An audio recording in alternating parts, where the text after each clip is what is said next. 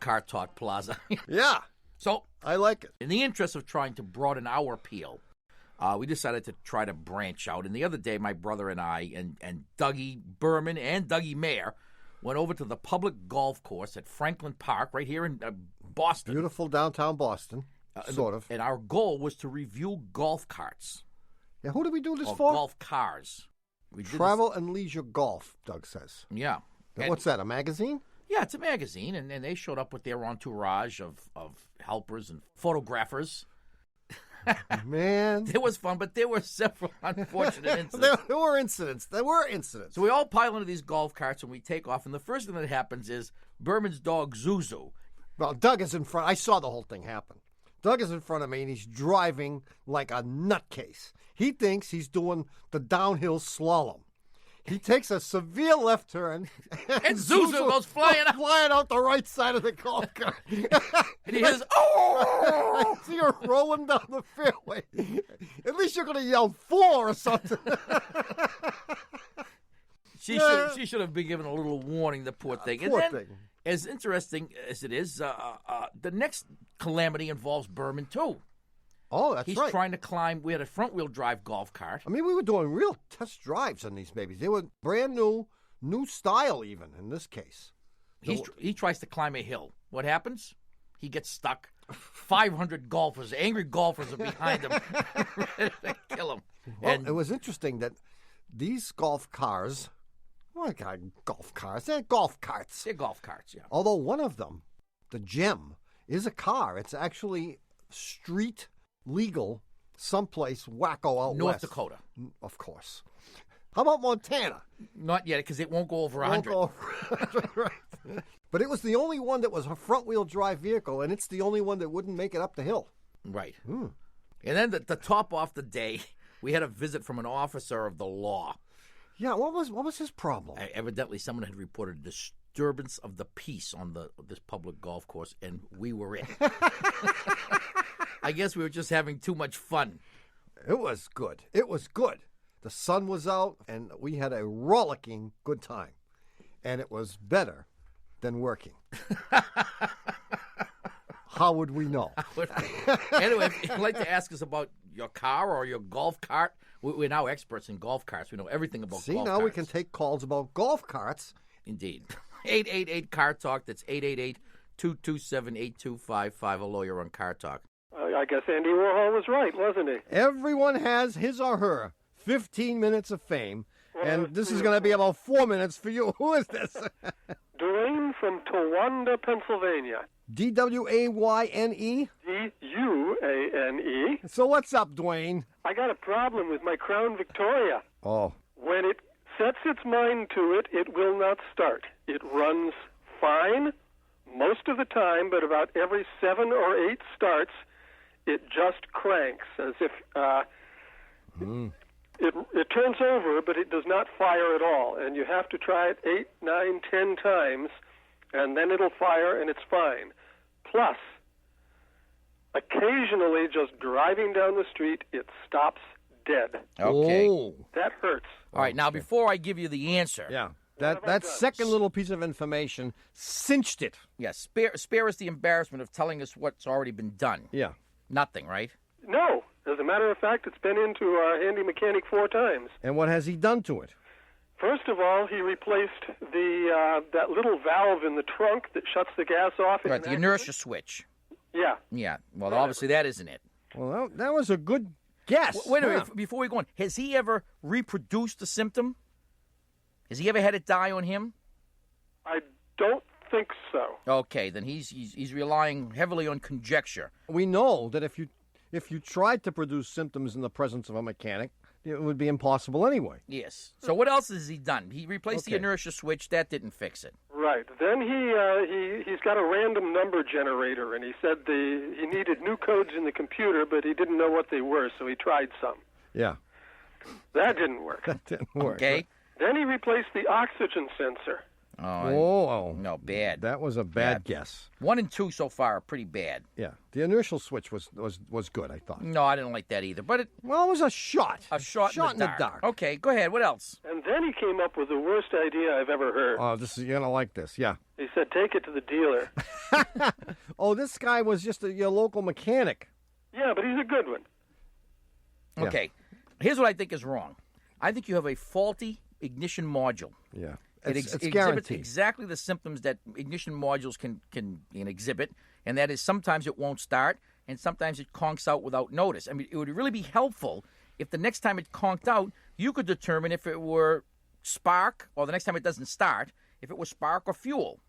And you only have to determine one of them, because if it isn't one, it must be the other. Right. So you can check for spark. Next time it doesn't start, if your wife is with you, have her turn the key while you put one of the spark plug wires on, like on your tongue. Yeah. Okay, you know that's the Right universal. on your chest near your heart is good. Right. I haven't been able to find the spark plugs in any car I've had in the last 10 years. Oh, no, you can see the spark plug. Yeah, have this guy who put all these other pieces in show you how to check for spark. He'll be nice enough to do that. Okay. So then you can determine that it is spark, which I suspect it is. That there is no spark. Right, there is no spark. It'll crank and crank, but there'll be no spark. And when you find that there's no spark, have somebody replace the module, and I bet you that will fix it. Isn't there something I can hit with a hammer? Yeah. Your right Yeah, the knee. mechanic. Good luck, Dwayne. Thank you. All That's right, it. bye-bye. See you later. 1-888-CAR-TALK or 1-888-227-8255. Hello, you're on Car Talk. Yeah, hello. My name is Jeff, and I'm calling from Forest Grove, Oregon. Forest Grove? Forest Grove. Forest Grove. Yes, beautiful little town about 27 miles west of Portland, Oregon. Okay. Forest Grove, Oregon. I've got it's not necessarily an automobile problem, but it does include automobiles. It has to do with my 18-year-old son. Oh, you poor guy. Now, this is a good one. Okay. He earned his Eagle Scout Award when he was 16. I mean, he's an honor roll student throughout his high school. He's graduated with honors. He's going to college. You know, he's majoring in a good field, but he Art doesn't- history? No, chemistry. Chemistry. That's good, so he won't be a financial burden on Dad much longer. I think it's a good investment long term. Yeah, For sure. us. Yeah. Imagine how we who have kids majoring in art history feel. Because, you know, when the 4 years are up, They're back home. it ain't going to end. They're back right. home. They're home standing in front of the fridge. Yep, I guess the advice is to keep working. Yes, Yeah, you jeez. got it. So anyway, so this kid is majoring in chemistry.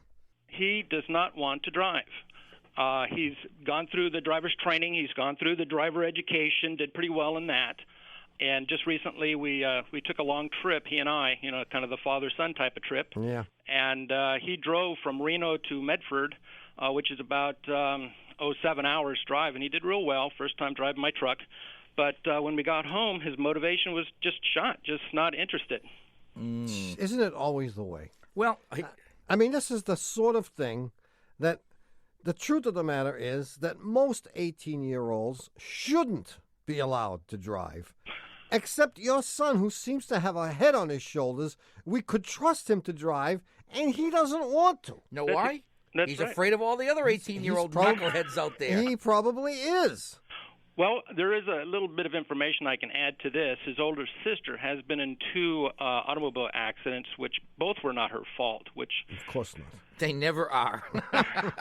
well, that's another phone call, I suppose. We'll talk about that later. So is he still in Scouts, or do they drum you out when you're 18? He's too old now. She's too bad they didn't give a merit badge in driving. That would have been great. Then he would do it. That's right. What do you care if he doesn't want to drive? I think it's great. Well, there's the time thing that's involved here. His mom drives him here and there. I drive him here and there. Yeah, that's a pain. Or his older sister. And Well, pretty soon it's going to take its psychological toll on him. Does he have a girlfriend? No. Because that would cinch it, boy. Nothing gets you a license faster than a girlfriend. Yeah, who's an hour away. Well, interesting you said that, because the reason he was motivated to drive from Reno home is that he was going to ask this young lady out. Yeah. And it dawned on him that it would be awful embarrassing to have his mom and dad pick her up and, that route. Well, Right. maybe she drives. Yes, she does. In fact, what took the wings out of his sail is that she's going away to college. Oh. Oh, so he's just a little depressed.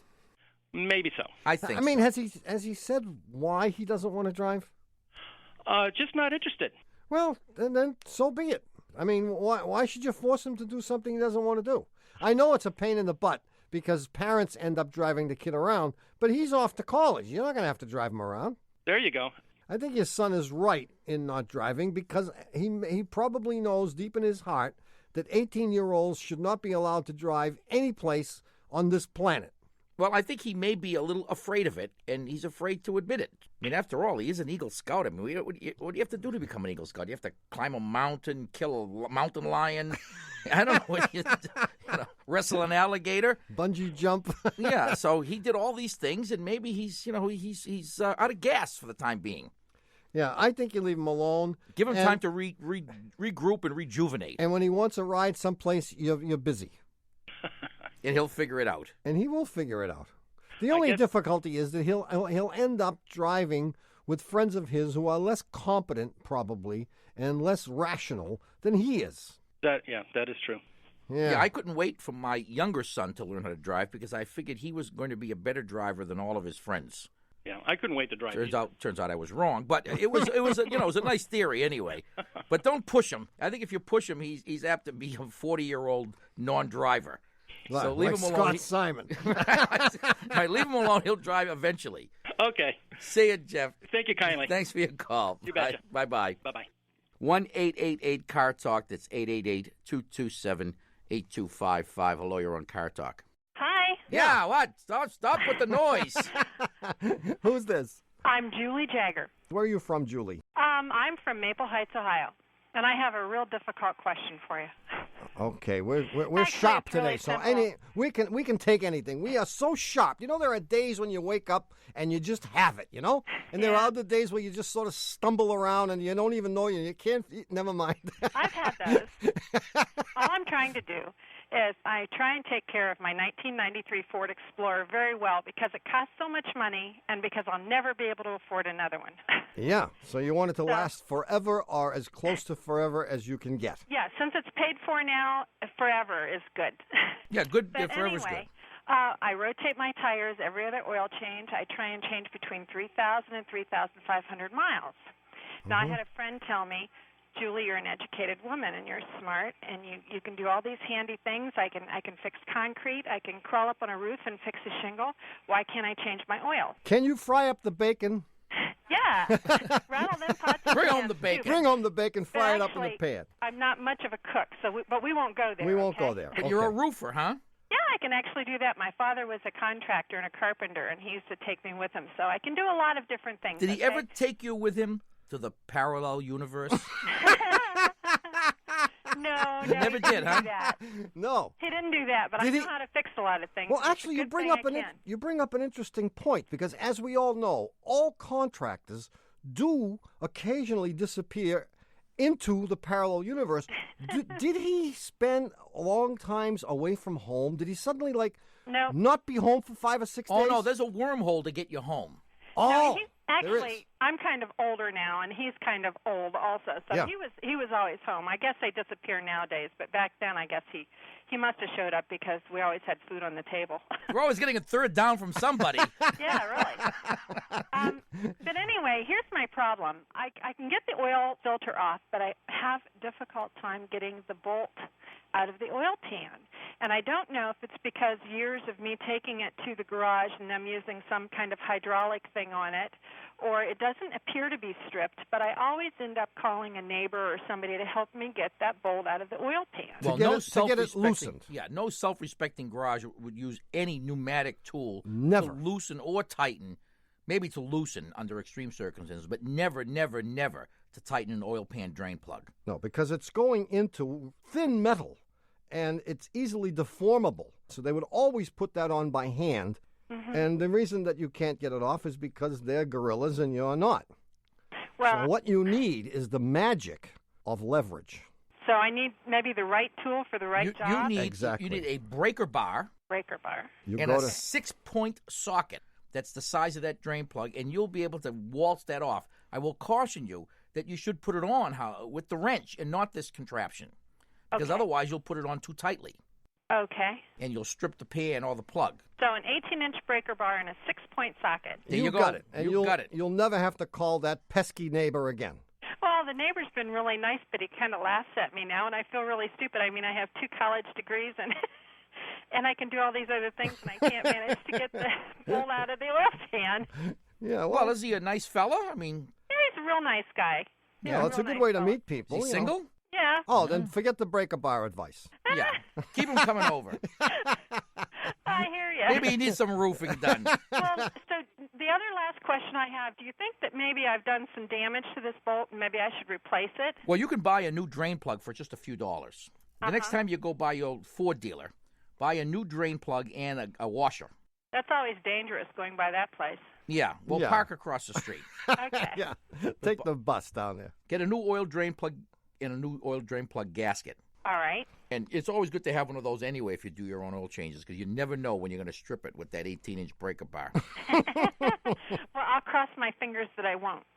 Hey, I think you guys are great, and I listen to you guys all the time. And thank you very much for taking my call. Thanks, I think Mom. you're Thanks for great calling. too, Julie. And if I ever need any roofing done, you'll be the last person you'll be the first one I call. Hey, I can fix the roof. We know that. Okay. Well, listen, thanks again, and greetings from Cleveland, Ohio. All righty. Great. Okay? Bye-bye. Bye-bye. Okay, Tommy, do you remember last week's puzzler? Did it have to do with 3 clams in a martini bar? No, that was the joke that Dad told us. There was no puzzler last week, but we do have some She hears us saying, this is NPR. Support for the Car Talk podcast and the following message come from Exxon and mobile stations, featuring Synergy gasoline meticulously engineered to help protect your engine from deposits while giving you better gas mileage. Synergy gasoline is for wherever you're going, whether it's a meal with a friend or a cross-country road trip. Stop by your nearest Exxon or mobile station today. Fuel economy claims are compared with gasoline meeting minimum government standards. Results will vary. Visit Exxon.com or Mobile.com for details. Hey, this is Stretch Armstrong. And this is Bobito Garcia, the hosts of What's Good. We're kicking off a new season with legendary singer-songwriter Erykah Badu. That's why they call me Fat Belly Bella, because they never know when I'm going to be impregnated. Subscribe now. Hi, we're back. You're listening to Car Talk with us, Click and Clack, the Tappet Brothers, and we're here to talk about cars, car repair. But first... I want to read this one. This is Oh, it's so long. It's a little Oh, long. it's stapled more than one page. It's 4 pages, but I'll put a lot of da-da-da-da-da-das in there. Don't worry. Dear Tappet Brothers, like yourself, this is an interesting letter. Like yourselves, I was most impressed by Andy's discussion of whether 2 people who know nothing know more than one person who knows nothing. Just as he was inspired by your combined ignorance of electric brakes, he has in turn inspired me to investigate further. This is an ongoing thing. I can see that. It occurred to me that in the long history of philosophy, there must have been others who've addressed this question. See, we have the greatest, most erudite, interesting bunch of listeners ever. I don't understand why, but my research caused me to happen upon a slim yellow paperback entitled The History of Philosophy. I have this very book. Uh-huh. This magnificent work contains the entire world's writings on philosophy condensed into 347 pages. A book which may be better referred to as Philosophy for Dummies. Now, here's the interesting stuff. The first page informed me that philosophy began with a gentleman called Thales, who offered this gem. The ideas of great minds are often so fragmentary that they must be supplemented with a certain amount of conjecture in order to explain their theories, which seem to fit in well with the ideas often contained in response to Car Talk callers. Having got off to this good start, it was necessary to suffer another 115 excruciatingly unintelligible pages containing the ideas of 30 more philosophers before arriving at William of Ockham. You know him, of course, 1280 to 1347 A.D. Yes. And Nicholas of Cusa, 1401 to 1464. Wow. The Click and Clack of modern philosophy. Wow. William of Ockham, a Franciscan monk who lived in England, said, "We can't know anything about general things." Now, this is it now. Like trees. Only about specific things, like an oak tree. So, for example, if you think you know about brakes in general, see, it all fits together, but not electric brakes in particular, you may as well not disclose your ignorance when asked about electric brakes. Not earth-shattering stuff. I guess you don't have to be a philosopher to figure that out. But relevant, as he provided the foundation for Nicholas's thoughts. Nicholas of Cusa. Yes. Page 4. Nicholas of Cusa. Now get this. This is getting better every minute. Nicholas of Cusa starts off with the same hypothesis. Quote, that reasoning from a general case can never provide true knowledge. We know that. But adds, and here it comes, even he knows, quote, true knowledge must be sought through immediate intuition and ecstatic vision without comprehension. Those are key words. Yes, no, I've mentioned this in reference to you many times, that you are unencumbered by the thought process. Just go right to the answer. An ecstatic vision without comprehension, or a state of learned ignorance in which rational thought is transcended and ultimate reality is encountered. So if ultimate reality, parenthesis, learned ignorance, is achieved by two people, they have twice as much learned ignorance as one person. And Andy's question is answered. If I figured it out right, when two people achieve a state of ultimate reality or learned ignorance, they don't know twice as much as one person doesn't know. Whilst your combined state of learned ignorance is often impressive, it is important to understand that to achieve ultimate reality, a great deal of meditation and prayer is required. The world awaits your veritable pas de deux to turn into an entire ballet, a work of learned ignorance, which transcends the foibles of modern auto manufacture and rises to the click and clack of ultimate reality. Yours sincerely, Mike Chadwick. What a letter. Andy has started it. A landslide. A veritable revolution. Philosophical revolution. Philosophical revolution. You're right, absolutely. Well, we're ready for a new era of philosophy. I mean, all the philosophers we read are all old gaffers. They're all old gaffers. Their philosophy is based on... Old dead gaffers. And dead. Yeah, we have no modern-day philosophers until you become Philosopher King. Anyway, if you'd like to talk to us, our number is 888-CAR-TALK. That's 1-888-227-8255. Hello, you're on Car Talk. This is Gina from Grand Rapids, Michigan. Hi, Gina. Hi. Is that spelled the conventional way? I mean, you never know these days. Jeenie. No, Gina. it's Gina. Yeah, we know that one. Okay. How are you? I have a 91 Capri convertible, and it's a great car. I just had some work done on it. The problem is, when I'm driving, it sort of shimmies, but when I hit the brakes, the entire front end just like hula hoops. The whole thing shimmies and vibrates, and the steering wheel starts to shake. And the more I hit the brakes, the greater the vibration is. And but the alignment is fine. When I'm driving and do that, it just keeps going straight. It just has this little. Actually, it's not little. It's real wide, and it feels like a pulsation. Do you find it pleasant? At times when it's been a bad day, yeah. It's like a massage, right? You find yourself riding the brake all the way home? I do drive my car real hard. You do? I do. You haven't been tempted to have anyone look at this? Yeah, I have. Oh. I have. They said the alignment's great. The brake pads look great. Yeah, well, they didn't look very well, evidently. And they probably didn't test drive it. Okay, well, they said, yeah, it's got something going on at the front end. I said, well, okay. Yeah? Where did you go to have this? Well, that was in Chattanooga, Tennessee. I wondered where the Michiganites got the southern accent. No, it was in Chattanooga. Yeah, they must have been getting ready to close up for vacation. Must have been. They weren't interested in working on your car. That's why they told you. I just drove it, and I just figured if something bad, really bad would happen, it drives fine. It's just... But didn't you say in the beginning of the call that it vibrates at high speed? Only when she hits the brakes. Except, you know what's so weird is that when I go 80, nothing happens. So when my husband's with me, he says, go 80, because then it won't. Oh, so you have a vibration that's omnipresent. That's right. Except at speeds above 80. When I hit the brakes, the whole thing goes... But even at speeds above 80, it shakes. At speeds above 80, there's nothing. It's sort of nothing. Even when you hit the brakes? When I hit the brakes... Oh, yeah. Right. Yeah. Now, you have warped discs. I have what? Warped discs. Don't take it personally. I don't mean anything bad by it. I mean, this is a classic symptom. You know how the disc brakes work. I mean, the thing is spinning around, and when you step on the brake, it clamps a couple of things onto this disc. Each front wheel has a disc attached to it. Okay. So that as the tire turns, the discs turn, and there's a caliper, not unlike the thing on your bicycle that grabs It grabs this disc when you stop, and that's how it makes it stop. Okay. But when the discs are warped, that warping gets telegraphed, believe it or not, back through the hydraulic fluid. And it actually causes the pedal to pulse up and down, which I'm sure you feel. Yes. And when it's really bad, it causes the steering wheel to shake. This is the leading cause of rear view mirrors falling off the window. And glue. And fillings falling out of people's teeth.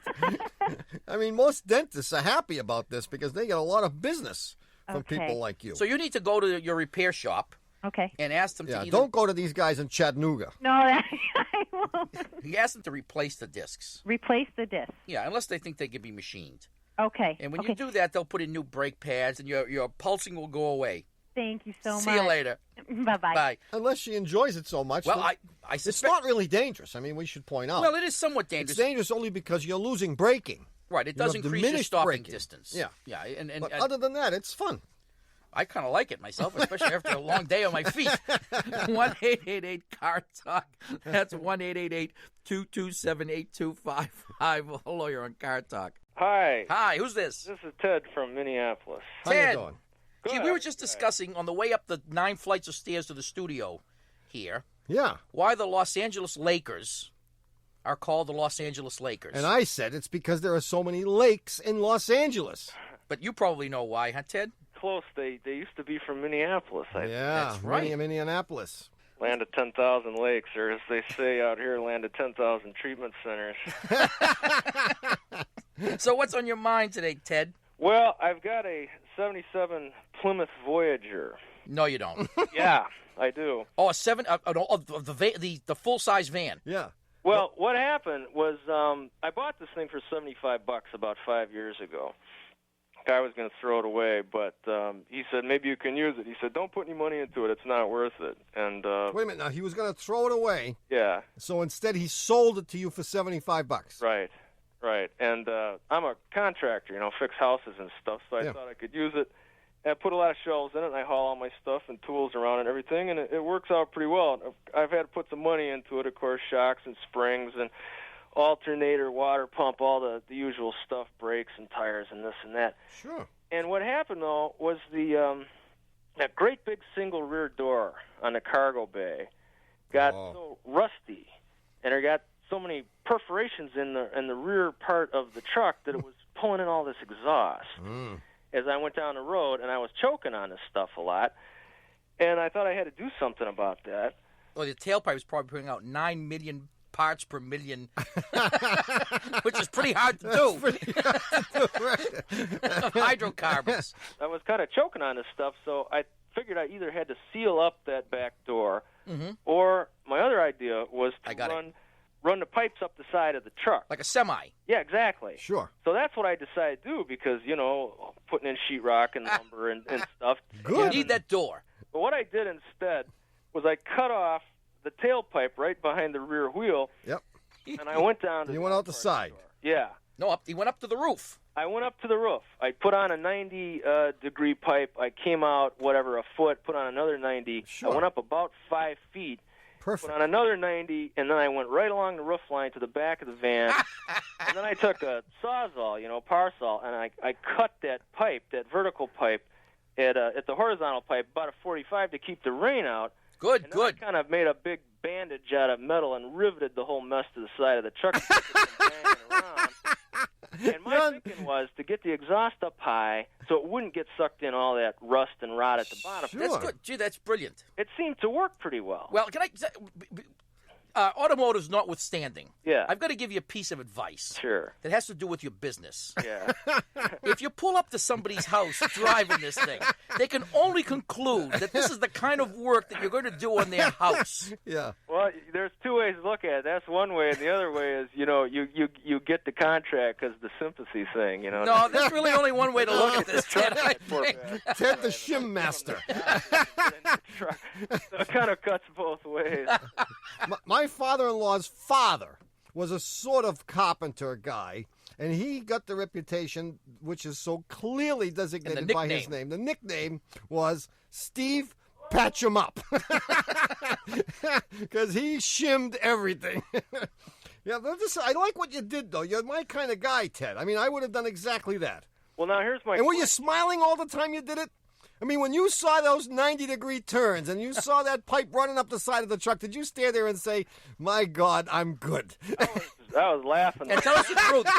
Were you going to call? It looks great. People either love it or they hate it. Were you going to send the photo into Popular Mechanics? I think it looks pretty good. But here's my questions are, a couple people told me, look what's going to happen since that pipe is running up right up near the gas filler cap. They said, you're going to drive out on the highway, and you're going to stop at a gas station, and you're going to fill that up, and that red-hot pipe is going to ignite the fumes, and you're going to blow up. No, that won't happen. Okay. No, the engine will probably blow up first. Okay. Well, that's the second question. Some other guy said, since you've run that pipe way up, and, one guy said it looks like you got Jed Clampett still in the back of the thing and all this nonsense, and he said you've changed the back pressure on the exhaust manifold, that's right. and that might throw your engine off, and you might have engine problems, and that actually worried me, and that's the other question I had. Well, you have increased the back pressure tremendously because you've added 12 feet of exhaust system to this thing, and unless it's big enough in diameter. I hope the pipe you added, is it like 2.5 inches in diameter or more? Well, I had to use some reducers and expanders because I just had to use the pipe that was available. Did you use any orange juice cans? Frozen orange juice cans? No, I used tomato paste. Wait, did you make it smaller or bigger? I think I made it smaller. Oh, that's too bad. Well, I can change all that. Of course you can. Okay, so what you should have done was made it bigger. I mean, you had to go one way or the other, so bigger would have been the way to go because you want to reduce the pressure.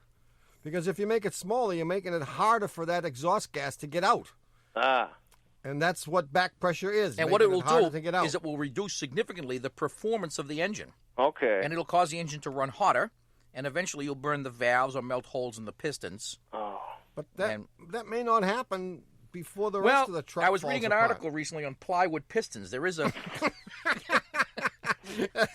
there's new development. I mean, the space age glues or something. Well, these things already have a tendency to overheat. I think that you're a Dodge van. To tell you the truth, I don't think I do much of anything to it. How many miles on it?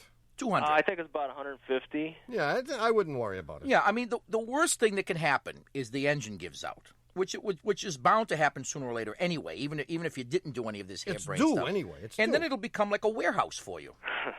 Right? It'll become like a storage warehouse. You put it in the yard, and you'll keep a few hundred sheets of sheetrock in it. Whenever you need 4 or 5, you go and yank them out. No, better yet, you got kids? No. Well, get married and get some kids. And then you can park this thing in the backyard and make it into a clubhouse, and they can use this little piping thing that you did as a periscope. Yeah. Stick some mirrors in it. My customers' kids like to hit it with hammers, and I let them drill holes in the side of it because I don't care about the body anyway. It's interesting. They haven't figured it out. They didn't want. They have figured it out. They sold a lot of doors. I tell you, it's hard to find one in a junkyard right now for a 77 because I looked all over it. Plywood's the answer. They're all rusted out. Well, I mean, they're all rusted out. I mean, I would consider plywood. Yeah, that might work. Or Lexan, maybe. Lexan's good. Yeah. Hey, good luck, Ted. Thanks for the tip. Hey, thanks for calling. See ya. Bye-bye. I mean that is the kind of job. That reminds me of the job we did on my back step. I mean, when you finish, you stand back and you say, boy, we're good. Lucky. Yeah, that's the job we're going to do on my driveway when we do the tamping. We have a little project with the tamping. I have a little cold patch. I think we should go for hot asphalt. I've always wanted to work with the hot stuff. Where do you get it, though? You got to hijack one of those city trucks. When those guys are leaning on the shovels, you jump in the truck and you drive. They wouldn't even notice. No. Did we have a truck? How did we get here? Did you drive? All right. Little children, whenever they hear us say it, this is NPR. This message comes from NPR sponsor Indeed. When it comes to hiring, you don't have time to waste. You need help getting to your short list of qualified candidates fast. With Indeed, post a job in minutes, set up screener questions, then zero in on qualified candidates, And when you need to hire fast, accelerate your results with sponsored jobs. New users can try for free when you sign up at Indeed.com/NPR podcast. Terms, conditions, and quality standards apply. Before you start your day, you might like to know what's happening in the news, and that is what Up First is for. It's the morning news podcast from NPR, the news you need to take on the day in just 10 minutes. Listen to Up First on the NPR One app or wherever you get your podcasts. Hi, we're back. You're listening to Car Talk with us, Click and Clack, the Tappert brothers, and we're here to discuss cars, car repair, and a unique proposal. Jack Rogers from Fulton, Mo. Get this now. I mean, it's just I'm ready, to man. show you. I am tired of Mondays. After a long weekend of doing all the things around the house that I so deftly put off all week long, I feel I need to go back to work while life is manageable. But Mondays make me feel rotten. Just the word Monday makes me feel like I've been subjected to 12 volumes of the Best of Car Talk CD on sale through the Shameless Commerce Division. So I have devised a plan. Monday's a terrible day. Why not move it to a time in the week when we can better deal with it and all its problems? Say like Thursday. Thursday might not be good, but go ahead. Monday where Thursday now resides. That leaves the Monday slot open, and that's a perfect place for Wednesday to go, since it is the midweek. You have all sorts of energy. You also know what it is, that it's hump day and the weekend is coming. So put Wednesday where we now have Monday. Oh, that's good. Tuesday's a day when we're all pretty well in the mood to get things going and we've gotten over the problems of Monday. So Tuesday can stay put. Saturday is a day when we have to get ourselves organized to do the weekend work. So it would be good to give it more organization and energy by moving Tuesday to the Saturday slot. Really? Tuesday is now open. Wait a minute. Wait, he's not done yet. Tuesday is now open, and we need the optimism of a day like Friday, where we look forward to the weekend. Since the Tuesday slot is so far from the weekend, it would be a real mind-pleaser to move Friday there. Besides, for all who get paid on Friday, it would be good to have some of the money to spend during the week instead of having it all gone by Monday as it is now. Now, Thursday is pretty much Wednesday as the case may be. Thursday is a pretty much do-nothing day, and that's really what Sunday was intended for until we filled it up with all the stuff we dreamed up on Saturday. So we could move Thursday to the Sunday spot. If we move Saturday to the Friday spot that was left over by moving it to Tuesday, are you with me? Oh, you kidding me? And if we move Sunday to the Saturday spot that was left open by moving it to Friday, actually reversing the days in the current order and making them up one, we create a wonderful opportunity to do the work we put off on Saturday a day earlier, since we won't have Sunday behind it to put it off to. Are you following this? I even have the new order already worked out. Wednesday, Saturday, Friday, Tuesday, Friday, Monday, Friday, Saturday, Sunday. Hey, by the way, if you do feel the need to work on a puzzler, there's one posted at our website right now, cartalk.com. It's an ABS puzzler. Oh, anti-lock brakes? No, already been solved. But maybe it's new to you. I mean, you haven't seen it before. Or like my brother, you've just forgotten it. Yeah. So that's the classic puzzler, and it'll be there all week. And by the way, if you have a good puzzler for us, I underline good. Yeah. Or anything my brother might want to read, you can send it along to Car Talk Plaza, Box 3500, Harvard Square, Cambridge. Our Fair City. You went too fast there. Cambridge. Our Fair City. Matt 02238. But in the meantime, give us a call. We'd love to hear from you. If you have a question about your car or anything else. Or you just want to rant about something. We haven't heard a caller rant for a long time. Yeah, there you go. Our number is 888-CAR-TALK. That's 888-227-8255. Hello, you're on Car Talk. Hi, this is Daria calling from Baltimore. Daria? Yes. Hi. Hi. I have an 89 Corolla, Toyota Corolla. Yeah. It's a strange problem. When I'm going at really slow speeds or even stopped at a stoplight or something, there's a noise in the front driver's side.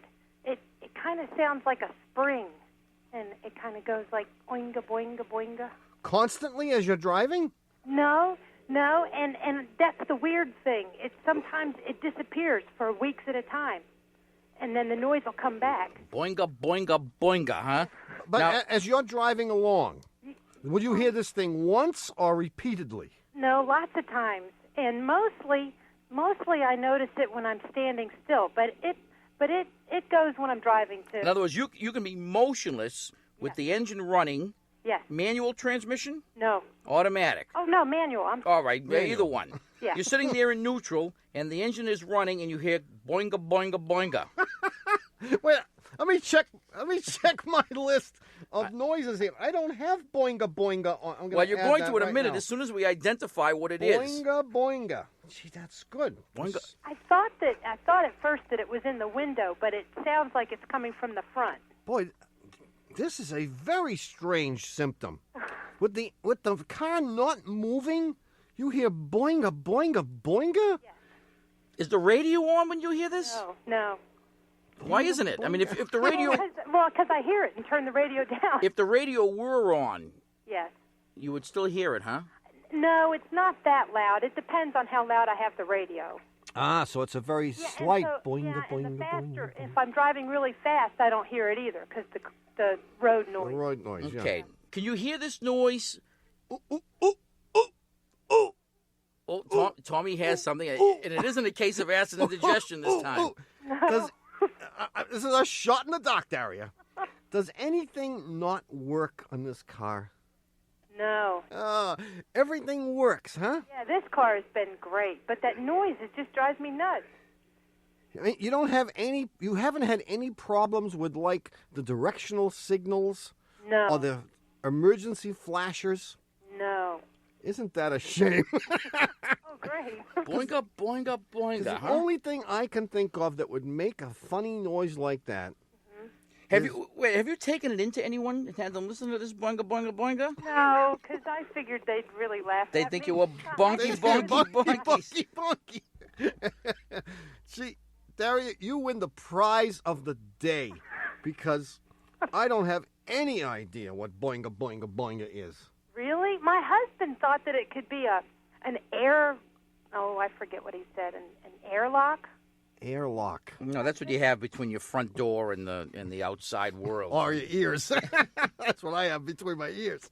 An airlock. See if you can get it to make the noise with the engine off if you just move the car around a little bit. No, I've tried that. You have, huh? Yeah, I've jiggled the door. I've tried the seat. It's definitely not coming from any of the seats or mechanic, anything like that. Yeah. Boy, I give up. Listen. You win the prize, and we will send you a free copy of whatever we happen to have here. A Save the Skeets bumper sticker, because you have stumped the chumps. Stumped the chumps. All right, well, I'll... We'll work on it, Daria. Listen for the answer in a future show. Right. See you later. Bye-bye. Bye-bye. Boinga, boinga, boinga. 1-888-CAR-TALK or 1-888-227-8255. Hello, you're on Car Talk. This is Peter from Walla Walla, Washington. Walla Walla Walla. Yes, Walla Walla, Peter. How are you? I'm fine. Good. Hey, I want to thank you. Good. You're welcome. Yeah. For what? Well, I want to thank you because without you, there would be no good-humored mechanics litmus test. Really? Right, because, you know, we just moved to Walla Walla about a year ago. Yes. And, of course, we're looking for good mechanics. Yeah. And so the first question we ask the mechanic is, do you know anything about NPR? Do you know about these guys, Click and Clack? Do you know who Tom and Ray are? And if they answer no to all three, you ask to have your car fixed. So how do you like Walla Walla? Well, it's a nice little place. Yeah. Walla Walla's a pretty small town, right? Right, it's 27,000. You know, it's amazing that a town so small can be so well known. Can be so well known because it has this alliterative name. Right. I mean, have you ever heard of Everett, Massachusetts? No. It's got 3 times the population of Walla Walla. On 2 streets. And no one even ever has heard of it. Isn't that interesting? Yeah, well, I guess. Walla Walla. I got Everett. Everett, Massachusetts. So anyway, is this the sole reason that you called to tell us about this litmus test? I have a real problem. Oh, okay. Well, I have an 84 Toyota truck. I bought it new, and it's got 127,000 on it. Yeah.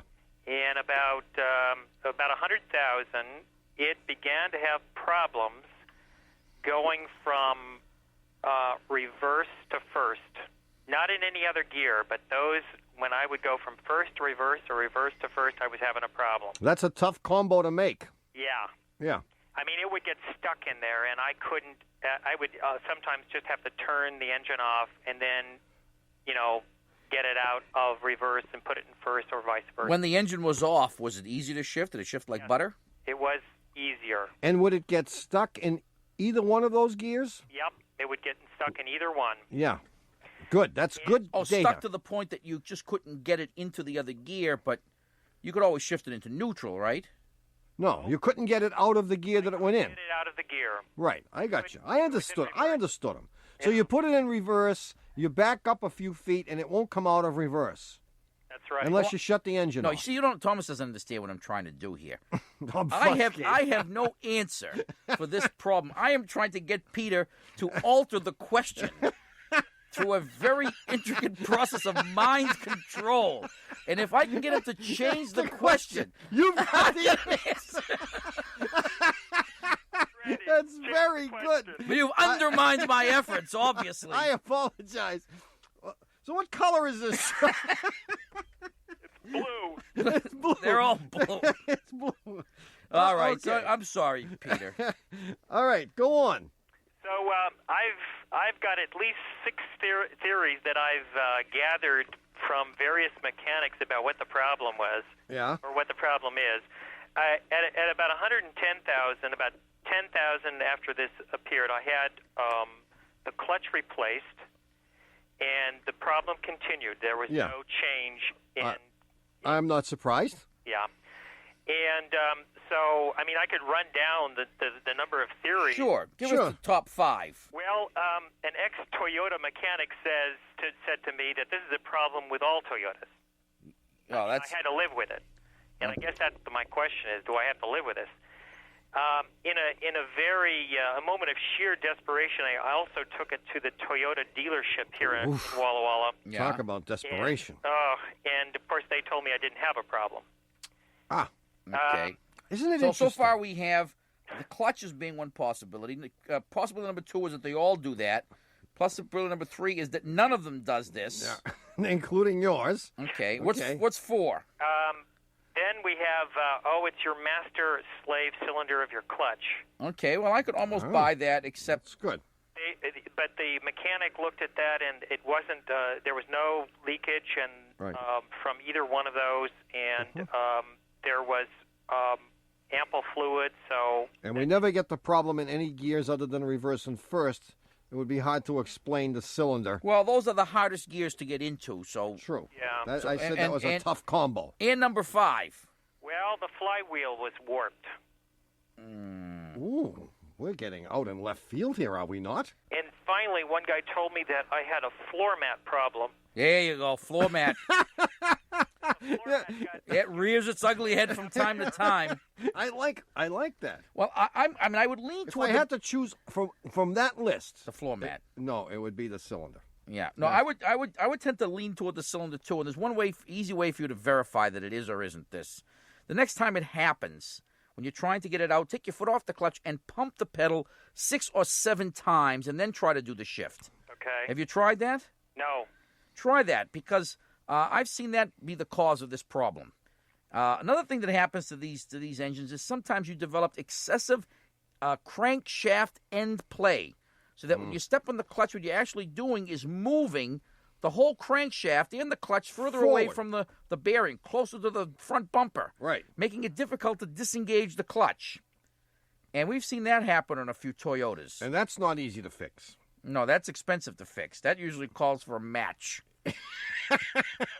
Yeah, if that's what it is, then you continue to shut the engine off and pull it out of gear. What you're telling me is that if I pump this up 6 or 7 times, you can verify that you have one of those 2 problems. If it fixes it, if pumping it 6 or 7 times then allows you to shift it without shutting the engine off. Okay. You leave the engine running. You're trying to. Well, you've obviously got it in gear, so you're not going to get it out. You're going to be stalling it if you take your foot off the clutch.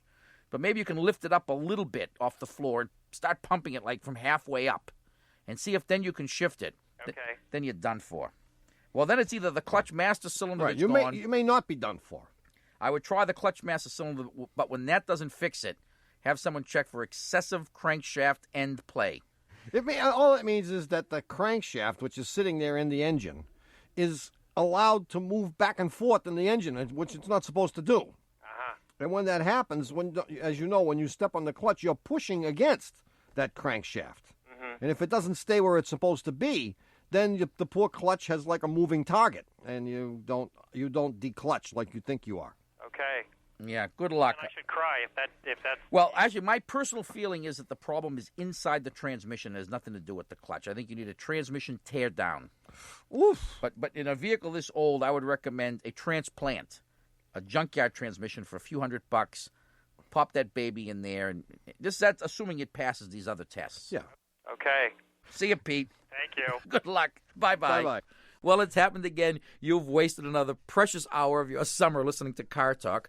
Our esteemed producer is Doug the Subway Fugitive, not a slave to fashion, Bongo Boy Berman. Our associate producers are David the Calves of Belleville Green and Catherine Frau Blucher Fenolosa. Our web lackey is Doug the Old Gray Mare, assisted by Connie Bridgeford. Our theme music is by David Dog Grisman, and our technical, spiritual, and menu advisor, just back from the Boulder, Bulgar, Bone Meal, and Boca Burger blowout. It's just us say it. This is NPR.